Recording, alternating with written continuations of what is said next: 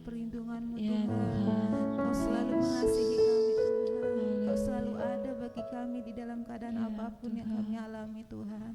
Terima kasih Bapa, terima kasih Yesus. Saat ini Tuhan kami mengucap syukur padamu Tuhan. Tuhan telah mengumpulkan kami kembali bersama-sama di tempat ini Tuhan. Untuk kami bersama-sama memuji dan memuliakan nama-Mu Tuhan. Terima kasih Bapa, terima kasih Yesus. Kami sudah menyiapkan hati kami Tuhan. Biarlah seluruh hati kami dan pikiran kami hanya tertuju padamu Tuhan, agar kami dapat menerima berkat yang daripadamu Tuhan. Kami akan membuka ibadah kami ini Tuhan, dari awal pertengahan hingga akhirnya, biarlah semuanya berjalan dengan kuasa Roh Kudus-Mu Tuhan. Terima kasih Bapa, kami sudah berdoa mengucap syukur. Haleluya, amin. Mari kita akan sambung dengan mengangkat pujian. Ya, silakan duduk ya.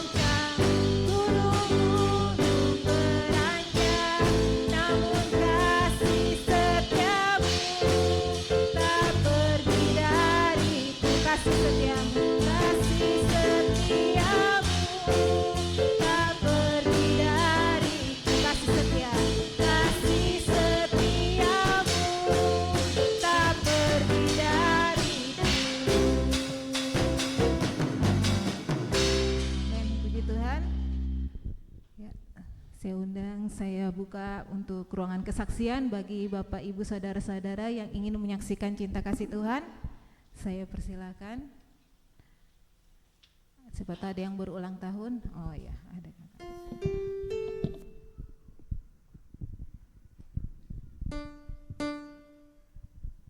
Salam saudara-saudaraku yang terkasih di dalam Tuhan.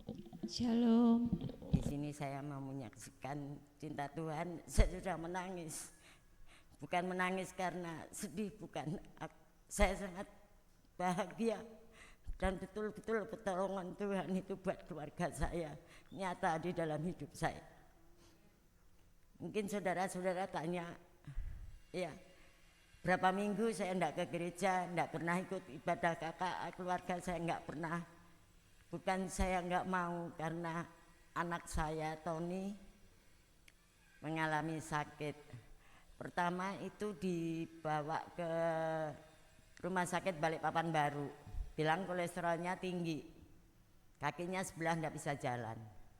Habis itu dibawa lagi ke rumah sakit tentara, malah dua-dua enggak bisa jalan.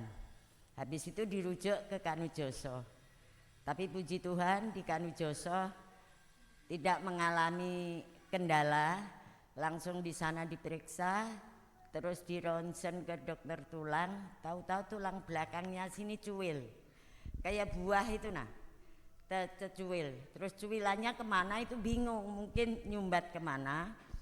Jadi habis itu dokternya, ya puji Tuhan dapat dokter baik, memang itu pertolongan Tuhan, campur tangan Tuhan Yesus. Dibilang ini nanti 3 hari, tanggal 3 kamu harus operasi. Hati saya itu sudah dak-dikduk, namanya operasi ya, operasi itu kan tidak ringan, mana saya sendiri, anak saya yang laki jauh, yang biasanya ngurus-ngurus. Tapi puji Tuhan tanggal 2 dibawa ke rumah sakit, itu sampai ditelepon sama dokternya, yang mau ke operasi tolong sekarang ke rumah sakit, sebab harus nginap, malam harus puasa. Yang mau dioperasi juga dak-dikduk, kutanya kamu siap Ton? Gimana ya Mak ya, saya juga gimana gitu, sebab sering kan dengar kabar nanti dioperasi tambah begini. Tapi saya bilang dalam nama Tuhan Yesus, mungkin ini jalan satu-satunya pertolongan Tuhan Yesus. Habis itu aja lambat ke rumah sakit, sudah sore. Tapi dokternya, ya itulah dokternya begitu baik, langsung disuruh rawat inap, malamnya itu puasa, pagi itu jam 11 kalau enggak salah operasi. Saya enggak berani ke rumah sakit, jadi kakaknya yang di sana yang nungguin. Terus sekitar jam 11 sampai jam berapa itu baru keluar, saya sudah nungguin. Sebab anak saya Yohan bilang, mama harus ngasih semangat, mama harus di rumah sakit, mama harus kuatkan itu semua. Puji Tuhan dia keluar siuman, sudah ditaruh ruang pemulihan. Terus jam berapa itu dipindah ke ruangan itu. Habis itu anak saya dibilang itu opnam dulu, sebab enggak bisa juga langsung pulang. Aku juga takut kalau di rumah kayak apa saya ngerawatnya. Itu puji Tuhan operasinya berjalan lancar. Ya itulah tuh saudara-saudara, Tuhan Yesus tidak akan diam. Pertama saya memang menangis, saya biaya dari mana, dapat dari mana. Sebab ada satu itu bapak-bapak kalau enggak salah itu kayak anak saya, memang pakai BPJS, tapi ngantri itu panjang banget. Bapak itu sampai mohon sama dokter minta dioperasi, bilang dokternya enggak bisa, sebab ini antrian panjang. Bilang bapak itu saya sudah enggak tahan, bilang nah begini, kalau memang mau enggak pakai apa itu BPJS enggak ngantri boleh, tapi kalau operasi begini 200 juta. Ya Tuhan, aku bilang seandainya saya diminta 200 juta dari mana saya duit gitu loh. Jadi itu puji Tuhan, itu semua pertolongan Tuhan Yesus. Anak saya tanpa minta, dokternya sendiri yang mau operasi dan dapat dokter yang baik. Habis itu dokternya ngasih semangat, ya pokoknya saya nggak tahu ya dokternya itu Kristen apa, saya nggak tahu. Cuma dia bilang, ayo sudah nyanyi puji-puji Tuhan, ayo nyanyi pujian. Kamu Nasrani kan? Bilang, ayo bilang. Tapi kita enggak tahu dokter itu orang Kristen apanya, saya enggak ngerti, tapi orang Jawa. Jadi dibilang sudah sudah bagus, daripada kamu lumpuh enggak bisa jalan. Habis itu 3 hari 4 hari disuruh pulang, boleh pulang. Di rumah cuma enggak boleh gerakkan apa ini, punggungnya enggak boleh. Jadi ya saya kayak ngerawat bayi. Habis itu loh kok keluar darah, takut saya. Habis itu cucu saya ke rumah sakit, tanya sama dokternya. Yang Tasya itu memang dia berani. Dok, kenapa itu yang diperbanyak kok ada darah-darahnya? Enggak apa-apa, itu baik-baik aja. Itu apa namanya, sisa darah yang bekas apa itu loh, yang plas anunya kan sudah dilepas, jadi itu netes enggak apa-apa, yang penting jangan kena air.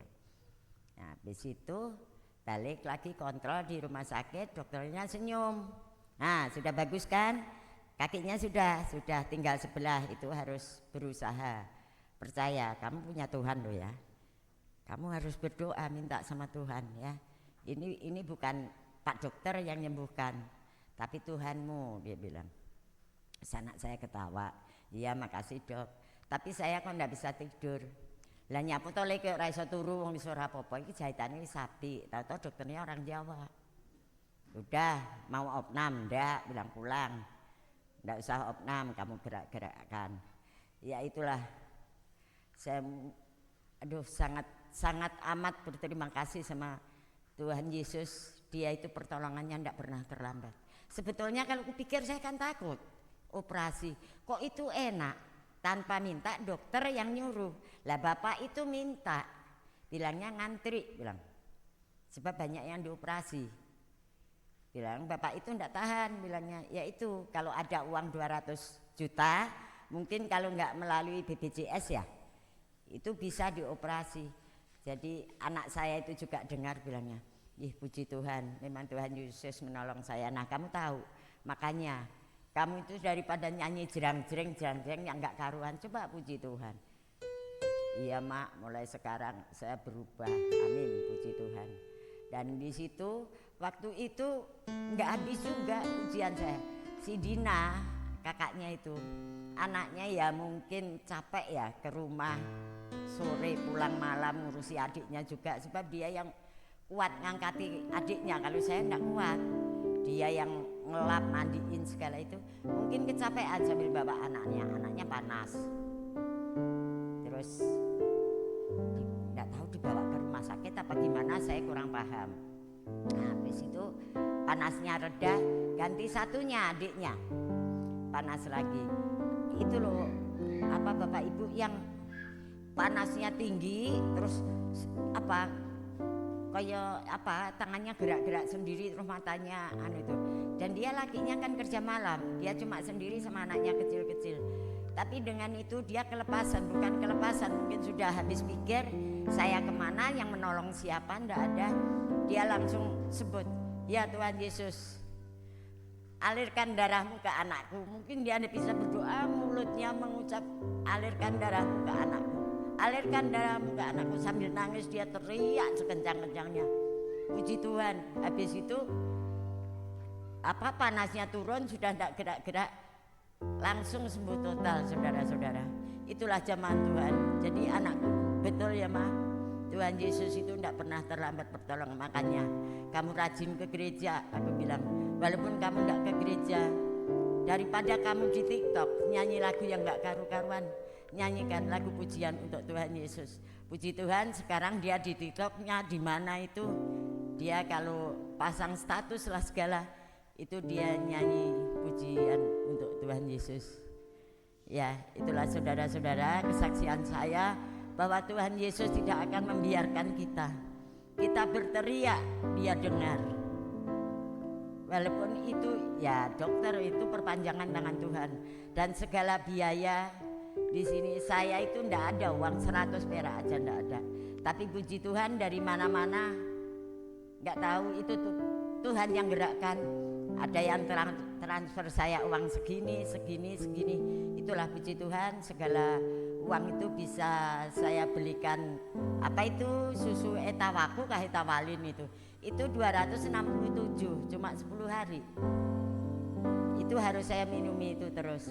Puji Tuhan, duit itu nggak tahu dari mana, tapi yakin aku percaya bahwa uang itu dari Tuhan, cuma pakai perpanjangan manusia yang dipercaya sama Tuhan diberikan pada saya. Itulah saudara-saudara kesaksian saya, dan semoga kesaksian saya itu menjadi berkat bagi saudara-saudara, juga menjadi apa ya, motivasi buat saudara-saudara. Kalau kita dalam keadaan ini jangan kita mengeluh, jangan kita menangis. Tangisan dan keluhan itu buat, kalau kita mengeluh menangis sama manusia itu tidak ada apa ya, solusinya ndak ada. Ya memang kita manusia perlu kita curhat sama orang, memang itu perlu. Dan juga saya minta maaf lagi masalah apa itu, pohon Natal. Berhubung keadaan begini, jadi itu saya tidak tahu, mungkin dapat 3 meter, berapa meter itu Ed? Tidak tahu, tapi aku ya itu sambil nunggu anak saya, malam saya nggak tidur. Saya yakin saya kerja ini untuk Tuhan, Tuhan pasti mampukan saya, dan itu balasan Tuhan. Sampai sekarang saya tercukupi, anak saya sehat, dan mohon doanya. Ini tinggal kakinya sebelah, tinggal digoyang-goyangkan. Terima kasih. Ini kesaksian saya bagi saudara-saudara saya semua. Tidak tahu ini keluarga Nurun memang dalam ujian ini. Saya tahu kayak keponakan saya Vina, saya cuma bisa berdoa Tuhan jamah, dia sembuhkan, dia cukupkan kebutuhannya di sana. Sebab kita nggak bisa ke sana karena keadaan. Terima kasih saudara-saudara, ini kesaksian saya. Puji Tuhan, terima kasih buat kesaksiannya dari Bu Endang. Ya, di mana Bu Endang selalu merasakan pertolongan, perlindungan Tuhan di dalam kehidupannya, dan juga buat Tony, biar Tuhan pulihkan kesehatannya, dan biar kita semua selalu mengandalkan Tuhan di dalam keadaan apapun ya. Dan ya, untuk selanjutnya ada lagi yang mau bersaksi?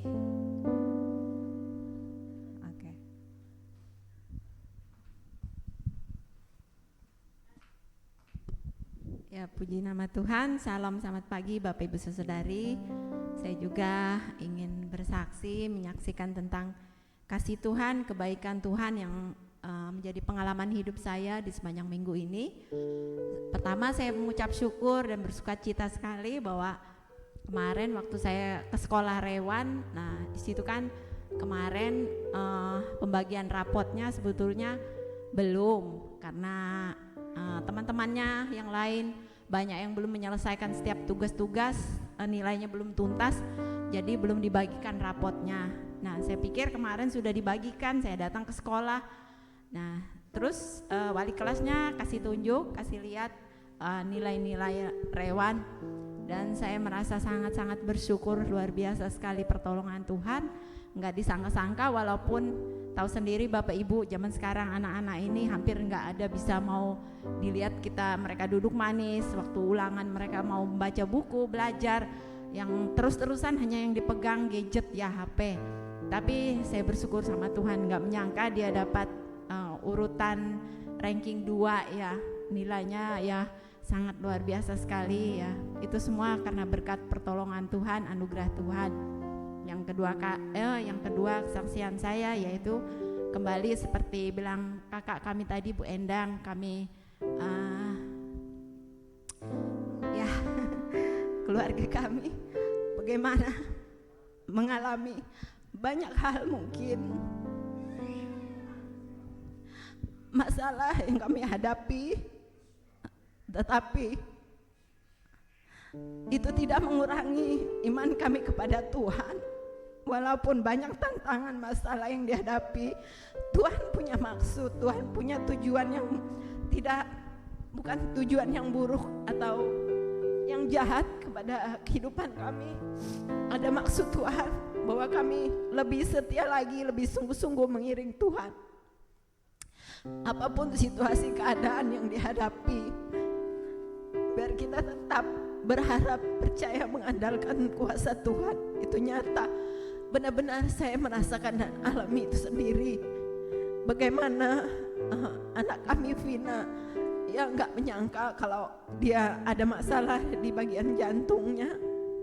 Ya puji Tuhan, saya bersyukur pada hari Selasa dia bisa melewati, dapat menjalani operasi dengan lancar dan baik untuk pemasangan payung namanya. Payung itu untuk melindungi jantungnya yang bocor. Nah itu puji Tuhannya saya merasa lega, bukan operasi itu dibelah di bagian dada. Ya puji Tuhan, itu cuman pemasangan lewat selangkangan paha kanan dan kiri ya Bapak Ibu Saudari. Terus saya tanya bagaimana kondisi keadaannya, operasi itu apakah sayatannya gimana, besar atau kecil gimana? Enggak Mak, katanya operasi itu sayatannya cuma kecil. Nah puji Tuhan dia sudah ya. Kita bayangkan bagaimana kalau paha kita, selangkangan kita yang disayat itu, kita mau jalan aja mungkin bergerak susah ya. Ya puji Tuhan dia sudah mulai lancar, latihan jalan juga katanya. Ya itu semua karena kemurahan Tuhan. Jadi segala sesuatunya ya saya pikirkan begini. Kembali saya merenungkan seperti Ibu Joko bilang, kamu bersyukur Pina, kamu punya mama 2. Iya. Walaupun ya saya sadari saya mama kandungnya, saya ibu kandungnya, tetapi saya tidak membesarkan mereka sampai besar. Saya anggaplah, saya pikir saya hanya mengandung dan melahirkan mereka. Mereka kelas 1 SD Vina dan Lia kelas 3 SD. Saya tinggalkan ke Kalteng. Saya pikir saya mau berusaha, mau cari keadaan atau mau siapa tahu ada pekerjaan yang lebih baik, kehidupan yang lebih baik. Itu menurut kemauan saya, pikiran saya. Tapi saya bersyukur pada Tuhan, Tuhan luar biasa. Tuhan punya rencana di dalam hidup kami. Siapa yang mau kita hidup kita mungkin mengalami hal-hal yang buruk, tidak ada yang mau. Tetapi kita tidak tahu ke depan bagaimana Tuhan punya rancangan, Tuhan punya kehendak di dalam hidup kita. Ada maksud Tuhan di balik mungkin sesuatu hal yang buruk yang kita alami. Tapi kembali lagi membuat kita sadar bahwa hidup kita ini penuh kebergantungan sama Tuhan. Haleluya. Jadi anak saya itu dirawat dan diurus oleh Ibu Joko dari kecil. Mereka tinggal di yayasan, jadi anak asuh waktu itu ya, sampai mereka sudah besar, mereka sekolah, sampai mereka bisa bekerja. Ya puji nama Tuhan, itu semua karena kemurahan Tuhan. Jadi saya bersyukur Ibu Joko, ibu yang luar biasa, menjadi perpanjangan tangan Tuhan, malaikat Tuhan yang Tuhan utus menjadi penolong bagi keluarga kami. Saya percaya Tuhan akan membalas segala kebaikan dan ketulusan hatinya. Dan seperti Ibu Joko kemarin katakan, dia juga anak saya. Dia katakan, diakui bahwa Vina adalah anaknya juga, karena dia merasakan ikut juga merawat dari kecil anak kami Vina bersama mereka. Nah ini semua saya katakan kemarin, sempat saya telepon Bu Joko hari Jumat, karena kami kan ada doa pagi jam 5 itu. Nah itu Bu Joko sempat kesaksian bagaimana tentang keadaan Vina waktu itu. Kan sempat Bu Joko bilang, aduh kami di rumah singgah, mereka cari rumah singgah untuk bisa bertahan di Jakarta, karena setelah operasi itu tidak bisa langsung pulang ke Balikpapan, jadi masih menunggu nanti hasilnya 1 minggu lagi pada hari Rabu nanti.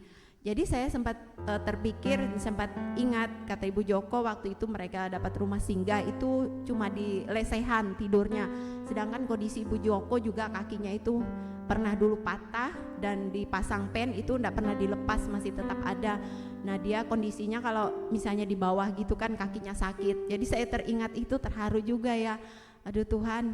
Jadi ya puji Tuhan, setelah itu Bu Joko bilang, puji syukur ada orang, anak-anak Tuhan yang membantu mengirimkan biaya untuk mereka bisa menginap di hotel waktu itu. Tetapi kemudian puji Tuhan lagi mereka kembali, ya mungkin kalau terus-terusan di hotel nggak sanggup juga ya, biayanya besar. Jadi puji Tuhan mereka dapat lagi rumah singgah yang nggak jauh dari rumah sakit itu, ada tempat tidurnya. Oh itu luar biasa sekali, saya bersyukur kepada Tuhan. Jadi doa saya tidak lepas bagi anak-anak saya. Tuhan kirimkan orang-orang yang baik, Tuhan kirimkan orang-orang yang baik. Tapi itu memang bukti nyata, Tuhan jawab, Tuhan dengar doa saya. Bilang anak kami Vina, Mak saya sangat bersyukur, puji Tuhan dia bertemu dengan teman-temannya, para medis, dokter, perawat, semua orang-orang yang luar biasa yang sangat baik waktu dia bertemu saat dia menghadapi operasi di rumah sakit. Nah, jadi di sini saya bilang sama Bu Joko, sempat saya bilang, gimana Bu, misalnya kan kasihan ibu sudah agak lumayan lama, 1 minggu lebih mendampingi anak kami Vina, bagaimana kalau memang harus saya gantikan ibu? Saya bilang saya nunggu Vina, tapi Ibu Joko bilang nggak apa-apa, nggak perlu, karena katanya sudah terlanjur, sudah dia duluan menunggu. Nah puji Tuhan itu pun Ibu Joko itu berkat kemurahan Tuhan, dia saksikan bahwa bagaimana untuk biaya dia berangkat pulang pergi ke Jakarta itu kan Bapak Ibu Saudari, sekarang kita tahu untuk dari Balikpapan ke Balikpapan ataupun situasi karena libur kan biaya tiket mahal pesawat. Nah itu Bu Joko diberikan, ada jemaatnya Bu Yuri namanya yang ada di Jepang. Waktu itu Bu Yuri itu sempat mau memberikan biaya untuk Bu Joko liburan jalan ke Jepang. Ya, tetapi karena ada masalah waktu itu pas kebetulan Vina sakit. Nah, Bu Joko alihkan untuk apa saya jalan-jalan, katanya senang-senang mending biaya tiket itu pulang pergi untuk saya biaya ke Jakarta katanya. Oh, puji Tuhan, luar biasa sekali pertolongan Tuhan itu. Jadi saya bilang sampai Ibu Joko, ya sudah, seperti bilang Bu Joko bilang karena biaya tiket juga mahal, sudah biar aja Ibu Joko tetap menunggu di sana.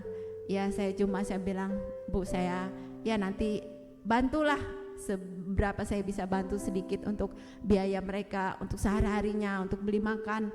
Tapi memang bilang Bu Joko, mungkin kalau saya pergi ke Jakarta mungkin paling orang tua dari teman anak kami Vina ini atau beberapa aja yang bisa saya kenal mungkin bisa datang. Tetapi kalau Ibu Joko pas memang dia juga hamba Tuhan, ya banyak teman-temannya yang luar biasa memberi support, memberikan, mengantarkan makanan, minuman, apapun. Itu semua berkat kemurahan luar biasa sekali pertolongan Tuhan. Jadi ya dengan situasi keadaan saat ini, ya saya pikir tidak kurang hati saya, walaupun saya ada terbenak di pikiran saya, mungkin ada segelintir orang mungkin berpikiran kenapa sih kok malah Ibu Joko, bukan saya mama kandungnya yang mendampingi dia saat operasi itu. Tetapi semua itu karena semua Tuhan rancangan, semua itu dalam kehendak dan rencana Tuhan yang terbaik. Terima kasih, saya bersyukur kepada Tuhan. Itulah sebagai kesaksian saya, biarlah ini juga memberkati bagi Bapak Ibu Saudari. Apa yang menjadi pengalaman hidup kita semua, kita punya beban, masalah, pergumulan, tetapi tidak mengurangi hati kita tetap melekat kepada Tuhan, mengandalkan Tuhan apapun situasi keadaan hidup kita. Kita percaya Tuhan akan campur tangan dan ambil alih segala pergumulan masalah hidup kita. Pasti kita mendapat kekuatan dan kemenangan yang baru daripada Tuhan. Terima kasih, Tuhan berkati. Itu sebagai kesaksian dan ucapan syukur sekaya. Tuhan berkati, amin, shalom. Puji Tuhan, terima kasih buat kesaksian dari Bu Etna. Ya, percaya Tuhan memulihkan kesehatannya Vina, dan saat ada hasilnya pada hari Rabu ya ada pemeriksaan lagi, ya semuanya dalam keadaan baik, sudah Tuhan pulihkan. Dan untuk selanjutnya kita akan siapkan hati kita untuk mendengarkan kebenaran firman Tuhan yang akan disampaikan oleh hambanya. Mari bersama-sama kita bangkit berdiri, kita angkat pujian lebih dari nafasku.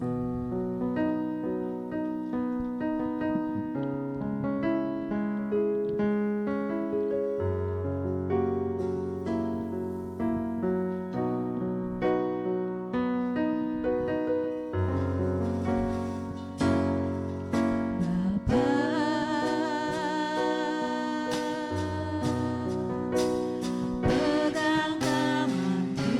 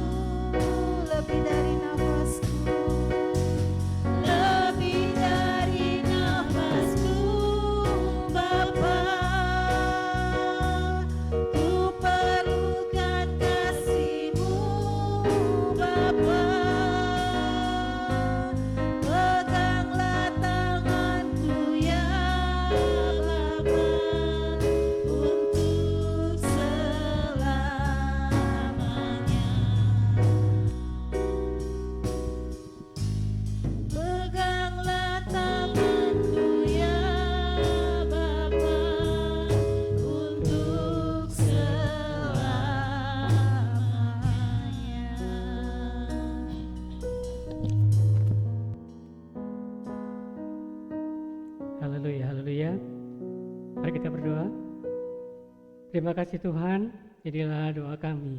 Kiranya Engkau tetap memegang tangan kami selamanya. Dan apapun yang kami lakukan, kerjakan dalam kehidupan ini, termasuk dalam rumah tangga kami Tuhan. Terima kasih Tuhan, terima kasih.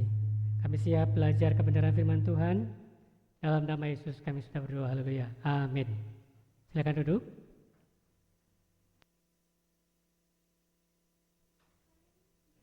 Shalom Alehin. Ya. Hari ini Bapak Gembala tidak hadir, lagi beristirahat karena lagi kurang enak badan. Kalau Ibu Gembala lagi pelayanan di luar. Ya, mari kita lanjut. Saya minta maaf, LCD-nya tidak muncul ya, tidak muncul di besar sini, jadi semua kelihatan di TV kecil yang di depan. Hari ini saya bicara tentang cermin rumah kita itu seperti apa. Ya, nanti tidak muncul ayat-ayatnya, boleh dibuka sendiri di Kejadian pasal 27. Kejadian pasal 27, full cerita dari 1 sampai 44, bercerita tentang siapa? Kejadian pasal 27, Yakub dan orang tuanya siapa namanya? Siapa? Terus mamanya? Ribka. Oke. Nah, bicara tentang cermin, biasanya setiap kita tuh punya cermin. Ada yang besar, ada yang kecil. Ada yang tidak punya cermin di rumah? Semua punya ya. Dan bahkan kalau lagi jalan-jalan ke mall gitu ya, lagi jalan ke mall tiba-tiba ada cermin besar, biasanya para wanita agak memperlambat gitu kan. Ya, memperlambat terus ngaca dulu, bercermin, lihat hasilnya kayak apa, hasil makeupnya masih nempel apa tidak. Terus siapa saja itu yang suka lihat cermin biasanya akan melihat wajah sendiri. Nah itu cermin, biasanya begitu juga fungsinya cermin untuk melihat wajah kita. Ya, makanya cermin biasanya dipasang di dinding, bukan di lantai, bukan juga di atas, kecuali bentuk dekorasi ya. Nah, kalau lihat cerminnya bagus, pasti hasilnya akan bagus juga. Bagaimana kalau cermin pecah? Hancur juga ya sebelahnya. Kalau kita lihat di cermin kemudian gambarnya itu hancur juga. Mau secantik apapun yang bercermin ya tetap aja hancur gitu ya. Nggak bisa lihat apakah ada komedo yang masih nempel atau jerawatnya misalnya. Intinya tidak bisa lihat. Nah, bisa tentang cermin itu berarti ada di rata-rata setiap rumah. Nah, kalau bicara tentang cermin berarti itu memantulkan apa yang ada pada kita. Begitu juga dengan kehidupan kita ya, dalam rumah tangga Kristen itu mencerminkan apa yang kita lakukan menjadi sesuatu yang orang akan lihat, baik itu penerus juga akan lihat bagaimana kelanjutannya. Nah,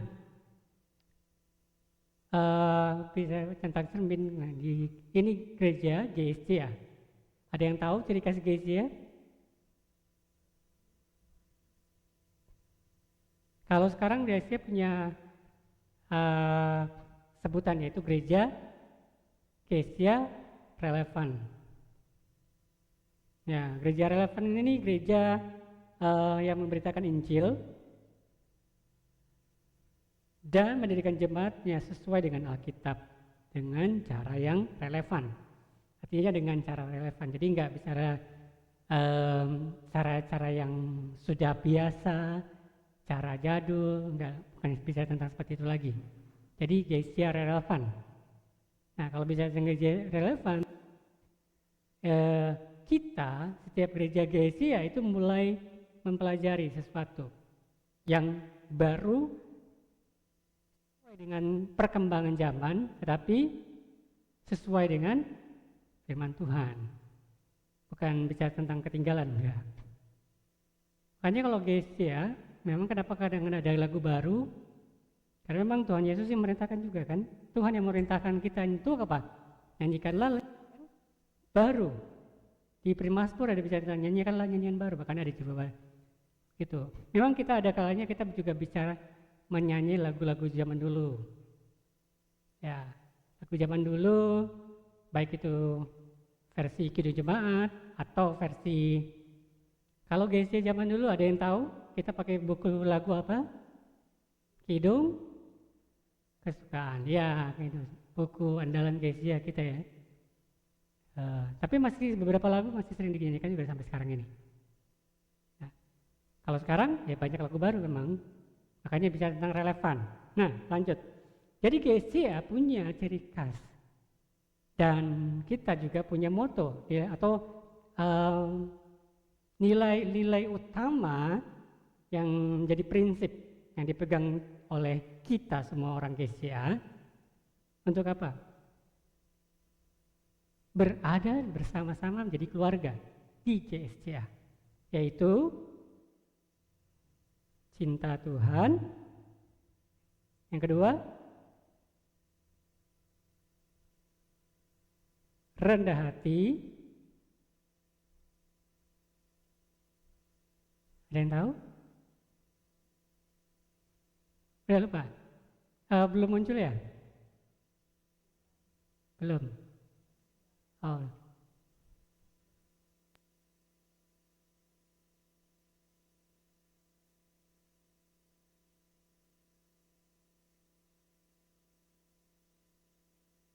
Bagaimana, sudah muncul?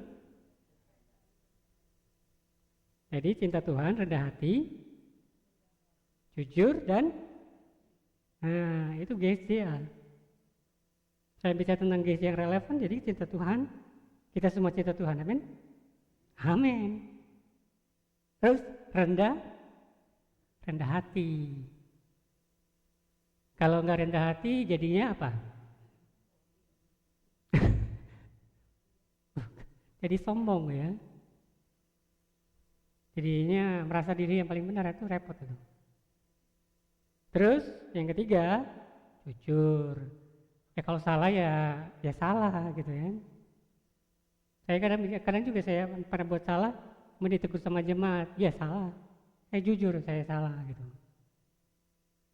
Ya itu rendah hati, jujuran, rajin. Rajin artinya tidak berpangku tangan. Di sama-sama sini punya bagiannya masing-masing untuk melayani. Kalau kita yang belum ambil satu pelayanan, ambillah. Jadi bagian dari pelayanan dalam gereja. Amin. Nah itu yang menjadi ciri khas kita, menjadi moto GSCA. Nah, kembali lagi ke Alkitab, di zaman dulu ada satu keluarga yang kalau versi kita lihat dengan kacamata dunia itu termasuk keluarga yang sukses. Yaitu keluarga siapa? Ishak dan ya istrinya ya, Ribka. Ya mereka ya dijodohkan gitu. Terus kehidupan mereka bukan yang biasa-biasa, akhirnya apa? Cukup berada versi mereka ya, cukup berada karena siapa yang tidak mau dipenuhi secara jasmani dalam kehidupan ya, pasti semuanya mau juga gitu. Dan akhirnya mereka juga punya anak. Sekali dapat dua. Ya dapat satu bonus satu gitu ya, yaitu kembar. Mereka adalah Esau dan Yakub. Esau, Yakub, mereka kembar, tapi mereka tidak kembar identik. Kenapa kan saya bilang tidak kembar identik? Karena kalau Yakub itu tidak berbulu, berbulu tapi dia seperti kita yang biasa aja. Tapi kalau Esau ya berbulu lebat gitu ya. Hanya dipegang gini dia berbulu jadinya. Tuh Esau. Ya. Jadi keluarga yang tadinya baik-baik saja, ternyata semakin lama mereka juga ada masalah. Sama seperti kehidupan kita juga. Tidak selamanya mulus, tapi kadang-kadang ada yang masalah. Akhirnya apa? Kalau keluarga modern, biasanya yang entah suami atau istri, mereka marahan, kalau punya anak, anaknya jadi bengong ya. Ngeliatin, wah. Jadi seperti itu. Jadi tidak menjadi berkat buat anaknya. Nah ini yang saya katakan sebuah keluarga yang perlu diubahkan kembali. Bagaimana kalau keluarganya baik-baik saja? Puji Tuhan. Kalau yang belum, mari kita belajar bersama. Amin. Ya, keluarga yang kelihatannya tidak memberikan sesuatu kepada penerusnya dengan baik, maka dia mencerminkan bahwa keluarga ini bukan keluarga yang sesuai dengan firman Tuhan. Hidupannya bukan kehidupan yang benar. Kalau misalnya kita punya kehidupan yang benar, berarti kita bisa memberikan sesuatu yang benar juga kepada orang lain. Jadi kalau kita menjadi keluarga yang dikatakan tidak ramah, rumah yang tidak ramah, itulah cermin kehidupan buat keluarga yang tidak diberkati. Tidak ada yang mau seperti itu, amin. Nah, bagaimana kita tahu supaya kita tidak terjebak di dalam situasi yang tidak nyaman ini? Ada tanda-tandanya. Apa saja tandanya? Yang pertama, kita harus berhati-hati jika rumah tidak lagi ramah, yang diawali oleh komunikasi yang tidak sehat. Komunikasi yang tidak sehat.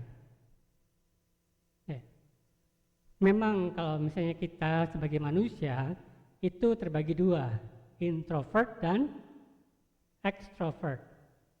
Saya termasuk introvert.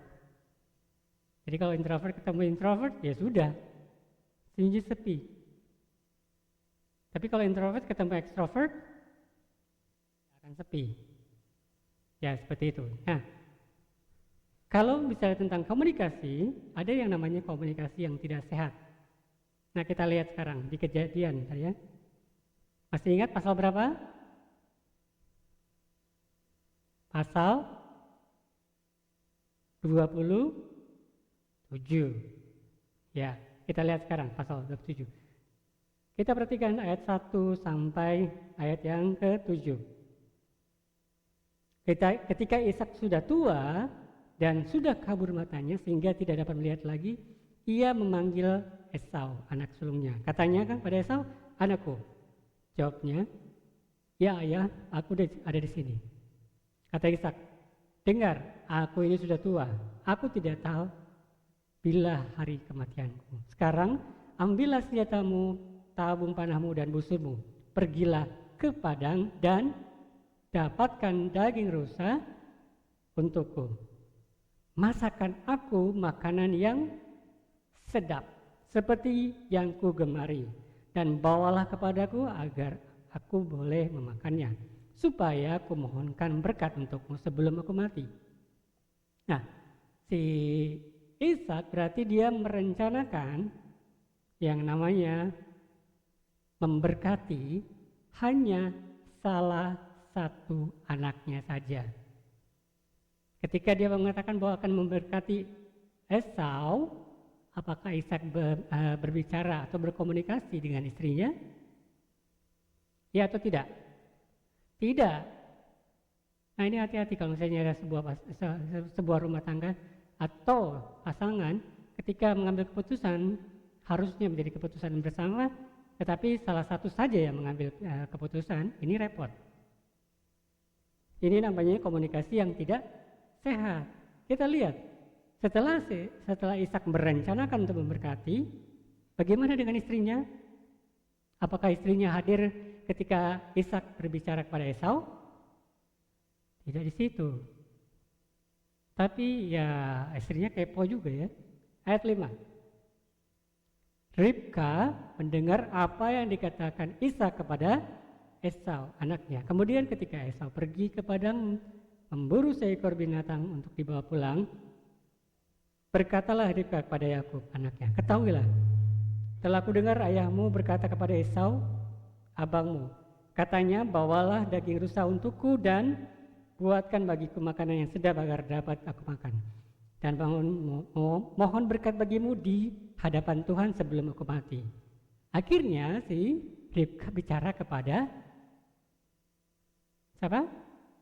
Ya, Yakub. Ya, jadi Ishak bicara sama Esau, Ribka bicara kepada.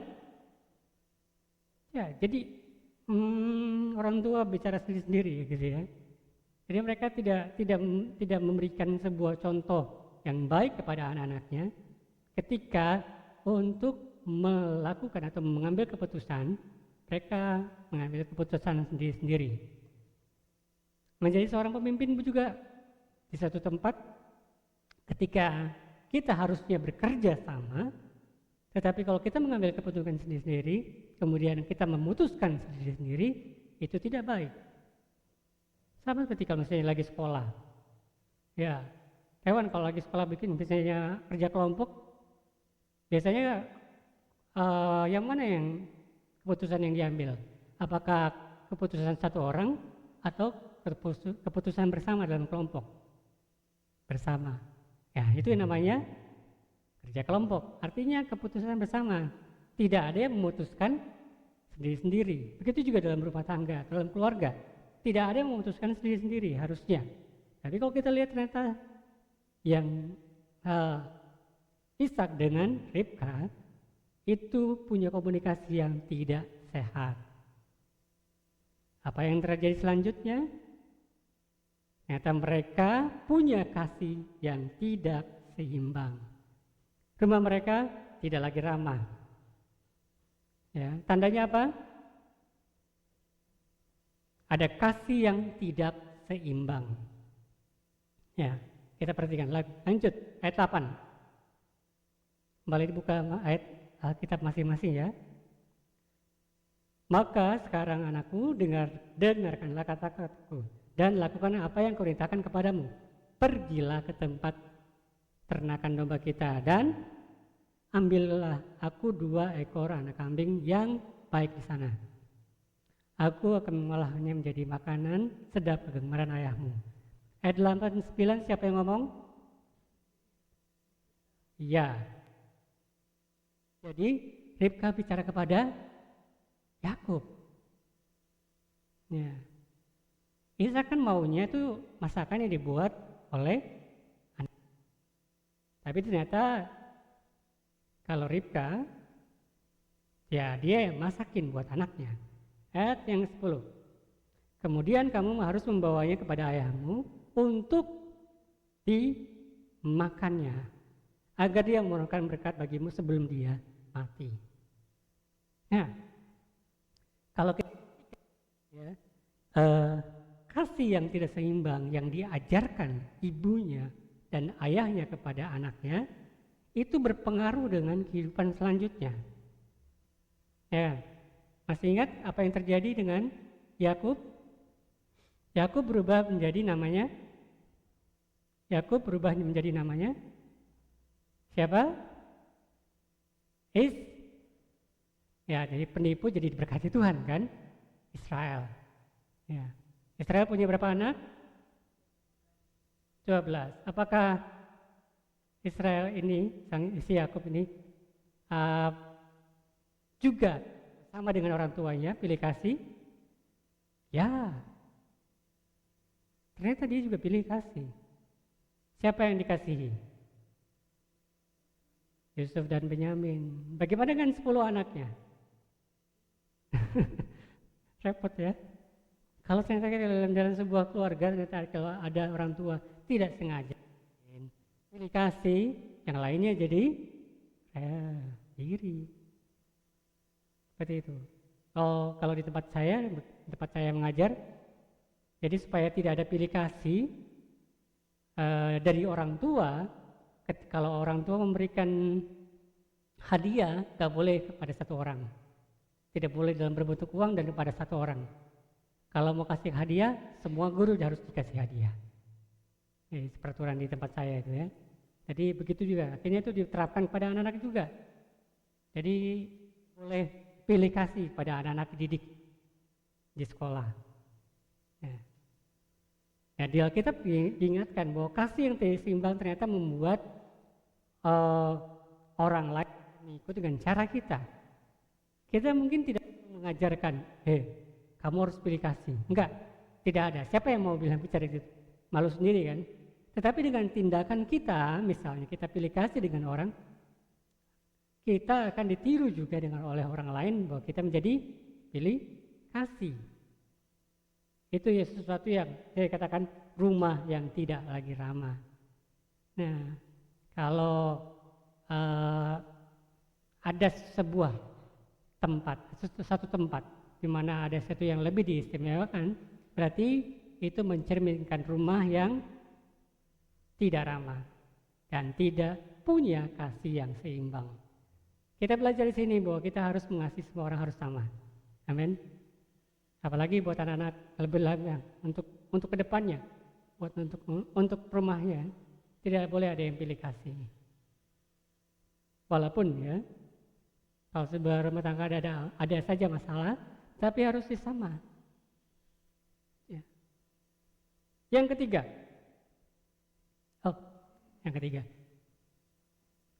masih yang kedua. Kita lanjut deh. Sebelum yang ketiga, kita lihat. Bagaimana tanggapan Yakub dan apa yang dilakukannya. Nah, kita lanjut dulu ya, ayat yang 11. Ayat yang 11 sampai ayat 15. Masih pasal 27 ya. Kata Yakub kepada Ribka, ibunya, tetapi Esau itu seorang yang berbulu, sedangkan aku berkulit licin. Jangan-jangan ayah akan meraba aku dan aku akan dianggapnya sebagai seorang penipu, sehingga aku malah mendatangkan kutukan dan bukannya berkat kepada diriku. Kata ibunya kepadanya, akulah yang menanggung kutukanmu. Itu anakku, dengarlah saja kata-kataku, pergilah dan bawakan aku anak kambing 2 ekor itu. Maka pergilah Yakub mengambil 2 anak kambing dan membawanya kepada ibunya. Lalu ibunya memasak makanan yang sedap kegemaran ayahnya. Setelah itu, Ribka mengambil pakaian terindah milik Esau anak sulungnya, yaitu pakaian disimpannya di rumah, lalu memakainya kepada Yakub anak bungsunya. Ya, baju-baju Esau dikasih pakai kepada Yakub. Tujuannya untuk apa? Untuk menipu. Ya, kata Yakub, itu Yakub memang mengerti penipu. Ya, jangan sampai terjadi malah jadi kelanjutannya salah satu ditambah lagi salah lain, salah semua gitu ya. Jadi yang namanya dosa pasti akan melahirkan dosa. Sama seperti efek domino kalau istilahnya ya. Efek domino, jadi satu kartu jatuh, yang lain kartu lain akan jatuh. Itu namanya efek domino. Kita harus berhati-hati ya. Kegagalan dalam kehidupan dari rumah tangga dari Ishak dan Ribka, kita harus menjadikannya sebagai cermin supaya kita juga tidak jatuh ke dalam situasi yang sama dengan mereka. Ya. Dalam berkata-kata juga harus kita hati-hati. Jangan sampai kita juga menjadi memberikan sesuatu yang tidak baik. Karena yang namanya orang lain pasti akan bisa meniru dengan apa yang kita lakukan. Ya. Misalnya, kalau kita pikirkan, gak apa-apa, padahal ada masalah, itu tidak boleh kita lakukan. Apalagi sampai ada bicara tentang berbohong untuk kebaikan. Ya namanya bohong ya tetap saja bohong. Ya bicara tentang bohong memang kadang ada orang yang bilang begini, Wesley kan main sulap itu bohongan. Jadi kamu mau memberikan kebohongan, apalagi di gereja. Sulap itu bukan bicara tentang kebohongan. Yang jadi bohong, kalau saya bilang tunjukkan sebuah topi saya bilang kosong topinya, padahal ada kelinci di dalam. Itu namanya bohong. Saya tidak melakukan yang namanya seperti itu. Jadi namanya sulap itu sebuah hiburan, tapi kalau jadi gospel magic jadi cara ilustrasi untuk bicara tentang Alkitab, kebenaran firman Tuhan dengan cara ilustrasi, bukan bicara tentang kebohongan. Kalau orang lain ya lihat tangan saya kosong, padahal ada kartu yang disembunyikan. Itu namanya kebohongan. Saya tidak pernah mengatakan seperti itu. Ya, jadi sulap bukan kebohongan. Nah, kalau kebohongan itu sesuatu yang dilakukan dengan cara yang tidak baik, untuk tujuan tidak baik. Contohnya si Ribka. Kasih tahu, ya memang si Yakub dia takut dapat kutukan. Tapi malah si ibunya bilang, akulah yang menanggung kutukan. Ya akhirnya memang kelanjutannya ya habis kedua anaknya itu berantem, hilanglah dua-duanya, pergi ya kan. Yakubnya pergi ke pamannya, Esau mengembara, memang rencananya mencari si Yakub untuk mungkin dihabisi barangkali. Tetapi memang suatu saat mereka akan bertemu kembali. Jadi saling memaafkan setelah beberapa tahun kemudian. Nah, sekali lagi, kasih yang tidak seimbang itu membawa sesuatu yang tidak baik. Kasih yang tidak seimbang membuat kalau ditutupi akhirnya menjadi sebuah dosa. Dosa yang itu tidak baik akan melahirkan dosa juga. Ya. Nah, yang ketiga sekarang, cermin dari rumah yang tidak ramah ditandai dengan kasih yang palsu. Kalau tadi kasih yang tidak seimbang, sekarang kasih yang palsu. Sekarang kita lanjut ayat 16. Kemudian dibalutnya kedua-dua belah tangan Yakub serta bahagian lehernya licin dengan kulit anak kambing tadi. Selanjutnya diserahkannya makanan yang sedap dan roti yang telah dibuatnya itu kepada Yakub anaknya. Yakub pun mendatangi ayahnya dan berkata, "Ayah," jawab Ishak, "Ya, siapakah kamu anakku?" Jadi Ishak lagi rabun ya. Rabun jauh, rabun dekat. Ya kayaknya ada katarak gitu ya, ketutup. Ada putih-putih di mukanya, biasanya orang tua gini, yang matanya bermasalah ya ketutup. Orang muda yang sehat mungkin belekan kali ya. Belum cuci muka, belum mandi ya, ketutup. Oke. Jadi Yakub bertanya, "Ya, siapakah kamu anakku?" Kata Yakub kepada ayahnya, "Aku Esau, anak ayah yang sulung. Aku sudah melakukan seperti yang ayah pesan kepadaku, bangunlah dan duduklah. Makanlah hasil buruanku supaya ayah dapat memohonkan berkat untukku." Ya, dia mengaku-ngaku bahwa dia adalah Esau, kakaknya. Ya. Apakah Ishak langsung percaya? Tidak. Dia heran ya, ayat 20 katakan, kata Ishak kepada anaknya, "Bagaimanakah kamu melakukan secepat itu anakku?" Jadi baru disuruh, tiba-tiba udah datang ya, nggak lama kemudian datang ya. Padahal yang memburu kan perlu waktu. Jawabnya, "Sebab Tuhan Allahmu membuat aku berhasil." Waduh, udah buat dosa, bawa-bawa nama Tuhan pula. Ya, ini di Alkitab. Jadi kadang orang menutupi sebuah dosa atau kesalahan ya Tuhan. Kalau di Indonesia memang tidak terlalu kelihatan, tetapi ada satu gereja yang berasal dari Korea Selatan di mana mereka sebenarnya menjadi gereja yang super sesat, tapi bawa-bawa nama Tuhan. Udah ribuan yang sudah dia orang-orang yang Indonesia yang sudah dijadikan pendetanya dia, dan itu bahaya sekali. Ya, mereka suka mengajak namanya Bible study. Jadi sepertinya membuka kitab dan mempelajari Alkitab. Tapi yang terjadi adalah mereka menanamkan doktrin-doktrin yang palsu. Ya, itu sesuatu yang tidak baik. Nah, Yakub melakukan hal yang seperti itu, bawa-bawa nama Tuhan padahal melakukan dosa.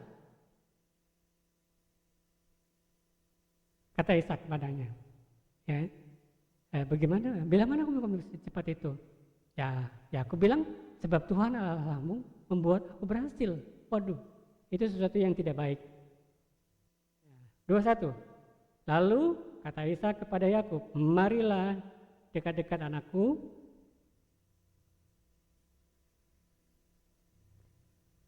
Aku mau merabamu sama ada kamu ini anakku Esau atau bukan? Yakub pun mendekati Ishak ayahnya, lalu Ishak merabanya dan berkata, suaranya suara Yakub. Ya, jadi dia tahu itu suaranya Yakub. Tetapi tangannya tangan Esau.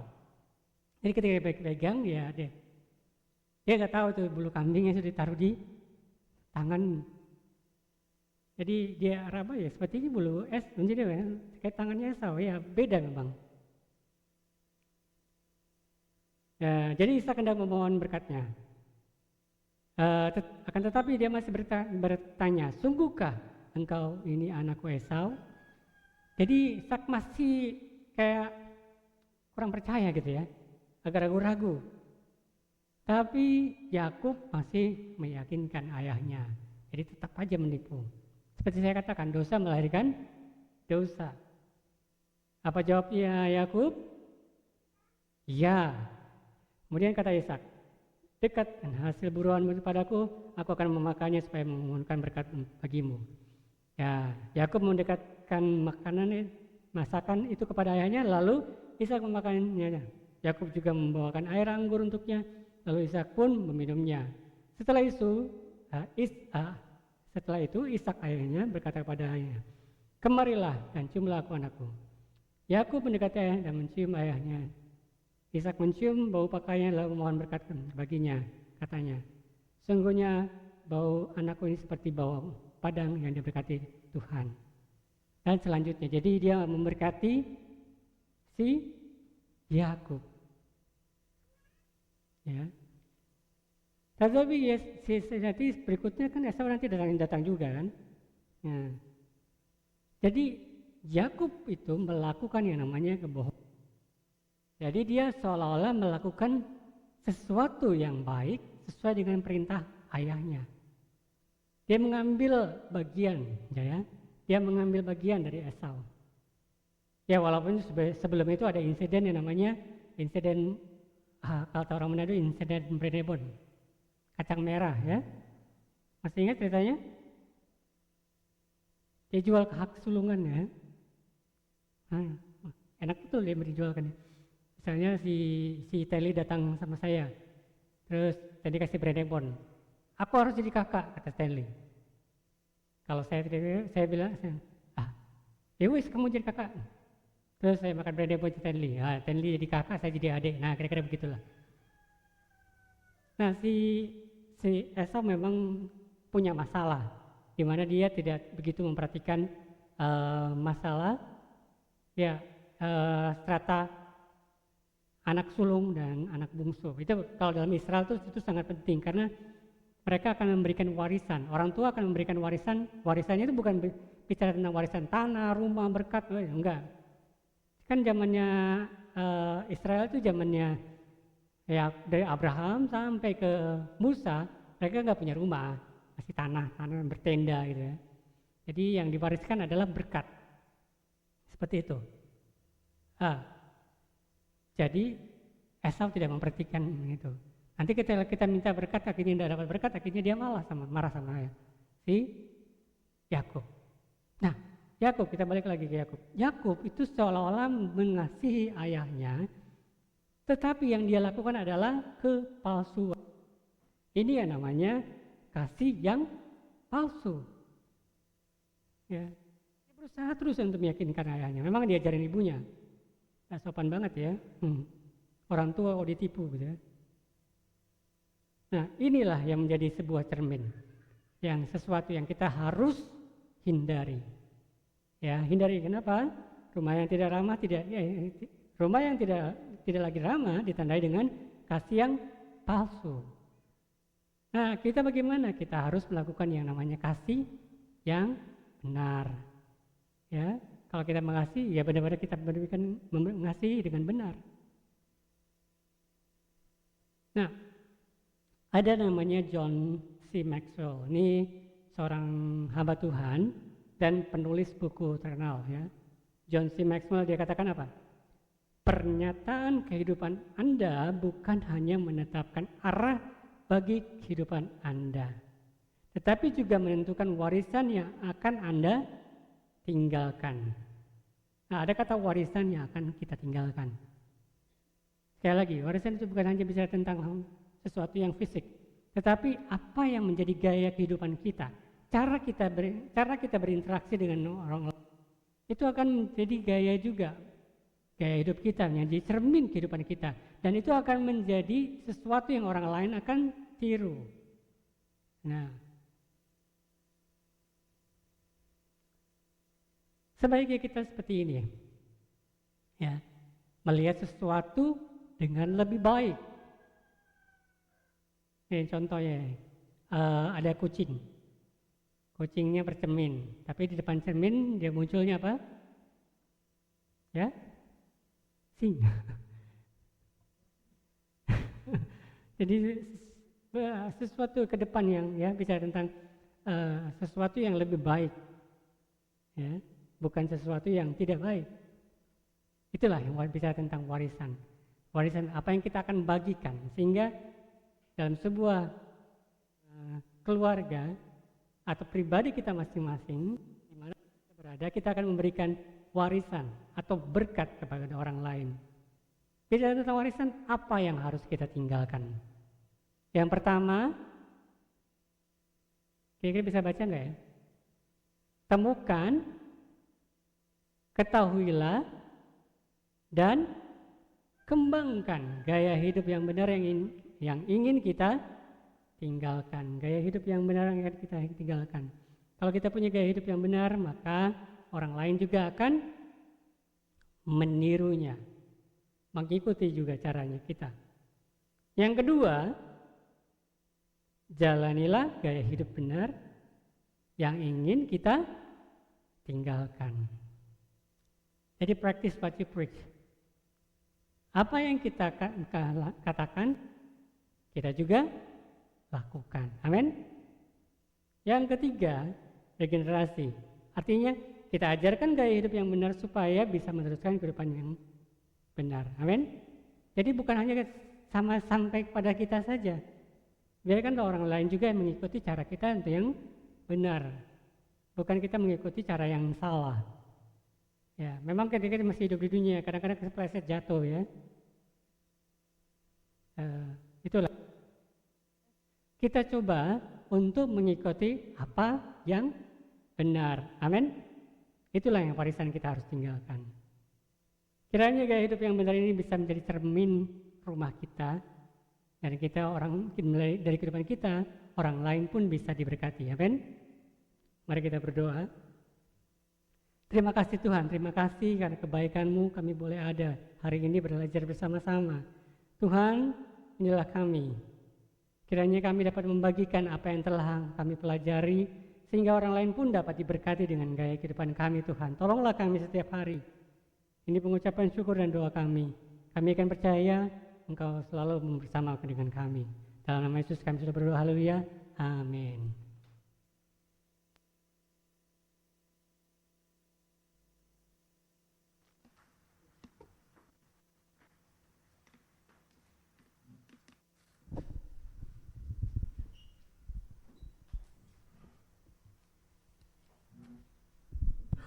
Puji Tuhan, terima kasih buat kebenaran firman Tuhan yang telah disampaikan oleh hamba-Nya, biar kita semua diberkati oleh firman yang sudah kita dengarkan. Dan untuk selanjutnya, kita akan memberikan yang terbaik buat Tuhan melalui persembahan. Sebelum kita memberikan persembahan, mari kita satu di dalam doa. Tuhan Allah Bapa, kami yang berada dalam kerajaan surga, kami ucap syukur kepada-Mu Tuhan. sebab sungguh besar kasih setiamu yang selalu melimpah di dalam kehidupan kami, yang selalu kami rasakan Tuhan. Terima kasih Bapa, terima kasih Yesus, terima kasih buat kebenaran firman-Mu Tuhan yang telah disampaikan oleh hamba-Mu Kak Wesley Tuhan. Biarlah Tuhan selalu memberkati kehidupannya di dalam pekerjaannya dan pelayanannya, selalu Tuhan berkati. Dan juga buat kami semua yang telah mendengarkan firman-Mu Tuhan, biar firman itu dapat bertumbuh dalam kehidupan kami dan kami dapat melakukannya dalam kehidupan kami. Dan sebentar lagi kami akan memberikan yang terbaik buat Tuhan melalui persembahan. Berkatilah persembahan yang akan kami berikan, sucikan dan kuduskan Tuhan, sehingga persembahan itu dapat berguna buat pekerjaan Tuhan di dalam gereja tempat kami beribadah ini Tuhan. Kami yakin dan percaya Tuhan adalah Allah sumber berkat kami. Tuhan akan memberkati kami dalam setiap usaha dan pekerjaan yang kami lakukan. Terima kasih Bapa, terima kasih Yesus. Kami selalu berdoa, haleluya, amin. Mari kita angkat pujian Yesus ajaib.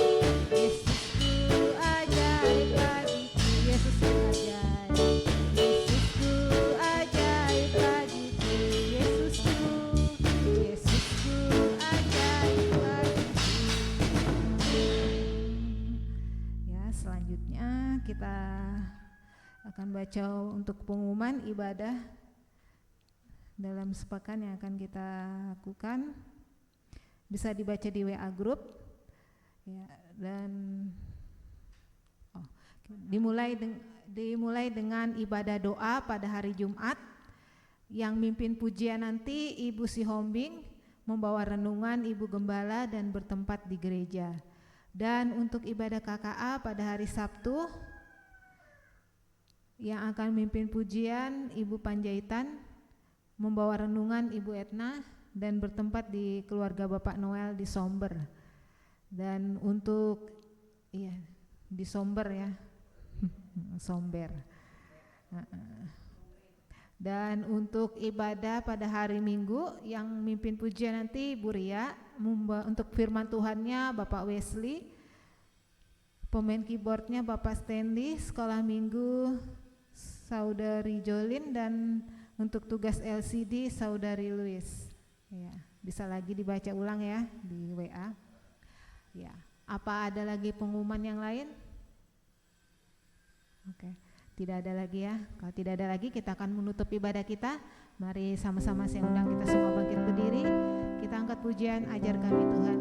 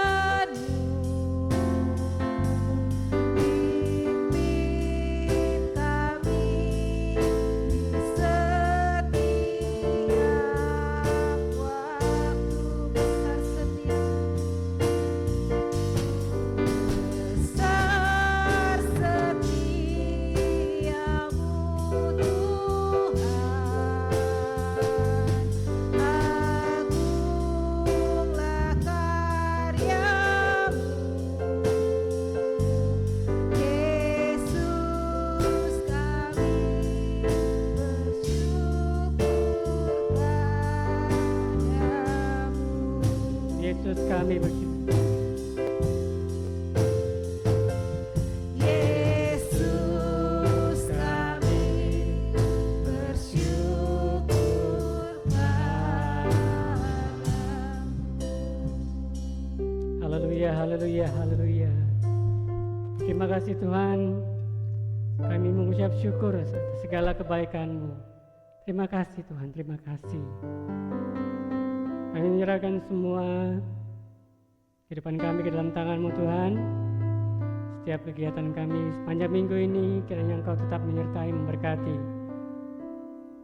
Berdoa Tuhan, khususnya untuk anaknya Ibu Endang, dan Tuhan memulihkan Tony untuk pasca operasi tulang belakangnya Tuhan. Berikan kekuatan kesehatan supaya dapat menggerakkan anggota tubuhnya dengan baik lagi Tuhan. Tuhan menjamah juga untuk Vina Tuhan. Pasca operasinya untuk jantungnya Engkau pulihkan Tuhan. Dalam nama Yesus. Terima kasih Tuhan, terima kasih. Kami juga berdoa Tuhan untuk Bapak Gembala yang mengalami kelemahan tubuh. Tuhan menjamah, memulihkan kesehatannya. Setiap organ-organ tubuhnya Tuhan Engkau menjamah dan menyembuhkan. Kami yakin percaya Tuhan Engkau mendengarkan setiap doa kami. Setiap kami yang mengalami kelemahan tubuh juga Engkau menjamah. Tolong juga kami apa yang dapat kami lakukan sepanjang minggu ini Engkau menyertai dan memberkati. Karena kami yakin dan percaya Tuhan yang memberkati kami semua. Terpujilah nama-Mu Tuhan. Kami yang datang dengan pergumulan hidup, kami yakin percaya. Dan kami pulang dengan kemenangan dari Tuhan. Terima kasih Tuhan, terima kasih. Kau sudah memberkati semua kami. Saat kami kembali ke tempat kami masing-masing, kami akan percaya juga Tuhan melindungi, menyertai kami. Kami percaya apa saja yang kami kerjakan, melakukan, Tuhan memberkati. Inilah ucapan syukur kami Tuhan. Terpujilah nama-Mu, haleluya. Bapak Ibu saudara-saudara dalam Yesus Kristus, terimalah berkat Tuhan. Anugerah dari Allah Bapa, kasih sayang dari Tuhan kita Yesus Kristus, dan persekutuan dan pertolongan kuasa Roh Kudus menyertai kita semua mulai saat ini sampai Maranatha. Tuhan Yesus datang pada kali yang kedua menjemput kita semua dalam kerajaan-Nya. Yang percaya sama-sama katakan amin. Puji Tuhan, selamat hari Minggu.